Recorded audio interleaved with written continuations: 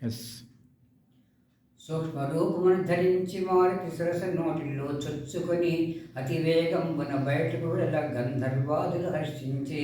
మేని నీడిని పట్టి లాగడి సిన్నుకియనుడు రక్కసిని సంహరించి ఆ సమీరస్తుడు సాగర తీరము చేరునగా త్రికూట పర్వత శిఖరమునున్న లంకను చేరి లంకిని జయించి హనుమ సూక్ష్మరూపి రావణ గృహములు వెతికెనుగా మేడల మిద్దెలు విమానములను అంతఃపురముల హన్యములు భవనంబులను వెతికిన హనుమ జానకి జాడన కనడయ్యే అశోకవల్లో వృక్షము కింద రక్కసి మూకల మధ్యలను చిక్కిరను బహు చక్కగనున్న సీతామాతను చూచనుగా అది దుఃఖితయకు ఆ వైదేహిని తలనే వరించి చేరుమని బాధించడు ఆ రావణనంతా చూచిన వృక్షంపై నుంచి రాణుల ధర్మములెన్ని చెప్పినను రావణుడేవి వినకుండే మనసు మార్చుకున్న సీతమ్మకు ఒక 2 మాసములు గడివిచ్చే రాక్షసవనితల కఠినపు మాటలు రాముని సతినే బాధింప దిశయనుడు ఒక రాక్షసవనిత స్వప్నము కాంచితుందని తెలిపే లంకానాథుని అపజయమును రావచంద్రుని విజయమును కలగాంచితుందని సీతామాతకు శుభశకనంబులు మొదలయ్యే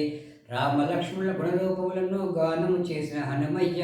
రామదూతని విజయపుత్రుని నమ్మించక నిజ రూపుడయ్యే. అమ్మ రాముని విరహమ్మన అన్నపానములు లేకుండా దిక్కుతులే ఈ ఉంగరమును నీకివ్వగనను పంపిననే హనుమ పలుకులు విన్న జానకి ఆనందముతో మునిగినగా సాగరలంఘన చేసిన నీవు మహానుభావుడిని పొగిడెను. సుగ్రీవాది వానర సేనతో లంకను చేరి రావణుని సంహరించిన చేరదీయమని రామచంద్రునకు తెలుపమని సీతమ్మ తన గుర్తు కొరకును కాకాసుని కథ తెలిపి చూడమని శ్రీరామునికి అందజేయమని పలికెనగా